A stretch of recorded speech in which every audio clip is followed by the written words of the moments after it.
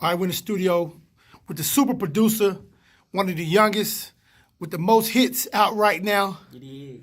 They call him Run That Back Turbo. Yeah, Mr. Run That Back Turbo on right here with Greg Street. You know this shit, goddamn, it's gonna be a movie. Now, Turbo, we call this How We Did It. Okay. I want to know, how'd you get started in this? I mean, it was really an accident. Just being bored in the house, trying to figure out something to do, trying to stay out of trouble.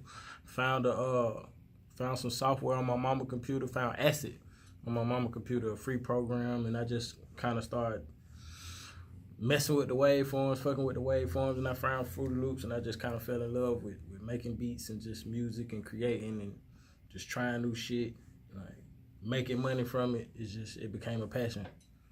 Now, who was the first person to rap on one of your beats? Tip, big homie. T.I. First big name to ever just rap on one of my beats and really support me, you know what I'm saying, and say what you doing is hard, just keep working. What song was it? It was on the Hustle Gang album. I had one with him, Shad, and Cap G. It was called My Familiar. Yup, first one. Now, what year was that? I think that was probably like 2015, 2016. It was the first Hustle Gang album when they had like the Chief on it. So I don't know. I think it was like 2015, maybe 2016. That was my first one that I just got paid for. You know what I'm saying? My first big song. I thought I was just finna go up. Now, after Hustle Gang and T.I. introduced you to the game, who was the next person? Thug. Started locking in with Thug. How did the situation come about with Thug? Well, we all from like we got the same mutual friends. We all like from Atlanta, and you know how that go. You know what I'm saying? Just being in the studio and being around all the same people. You know, you eventually gonna get a shot if you working hard enough, and that's kind of what it was. You know, I was just sitting in the studio pulling up with Shad, just consistently coming to the studio and he was just wondering what you do. I played beats one day and he started jumping on them. And me and Gunna already knew each other just from being from the South Side. So he was putting it in his ear. Hey, he got beats, they hard, you know what I'm saying? Fuck with him. He eventually fucked with me and it's just history from there. So now, are you officially a YSL producer? No, I'm not official. We ain't got nothing like that going on, but that's for sure. It's just a family. That's family for sure. For sure.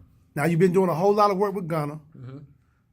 And like doing anywhere from 30 to 40% of his 50% of his projects. For sure.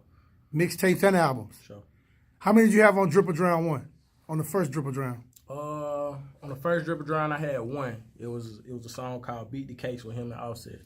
I had one on there. On the Drip or Drown 2, I think I maybe had like 2 of them on there. We wasn't locking in as much as we was like these days, but that was still just like my boy. I'm pulling up to the studio with him, so I probably had like 2, maybe 2 or 3 on that album. And then DS3 was when we seen each other every day. We was working every day. We locked in every day. We in the studio every day. I know I'm finna see him every day for 12 to 13 hours a day, just recording and working. Well, congratulations. He's telling you how he get to the money, how he got to it. It all started with the boy Clifford Harris, with T.I. The legend. It all started from his mama's computer. For sure. Then with T.I., YSL family. Anybody else you've been working with lately that you want to talk about?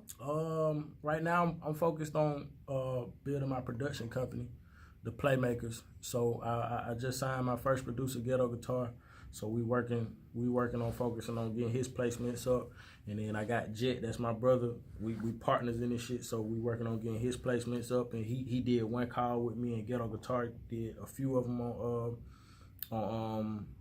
Drip or Drown, Outstanding, Richard Miller, just a lot of the big ones, sold out dates.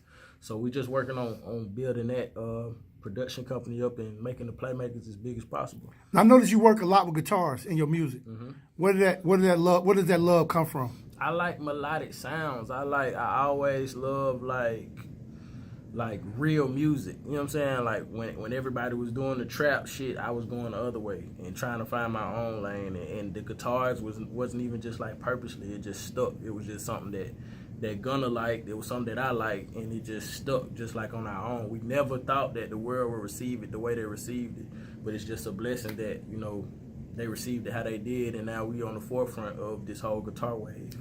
So, man, how we did it with the boy Turbo. Young Turbo, run that back, Turbo. So Anything you want to tell your fans about, music, how to get in touch with you, social media?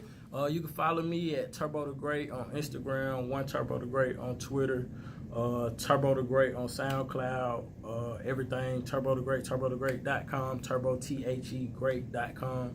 And I'm working. I'm looking for producers. I'm always looking for new people, just to vibe with and create new sounds with. So, you can hit me on any one of my social medias, hit my people, hit my email, and keep grinding.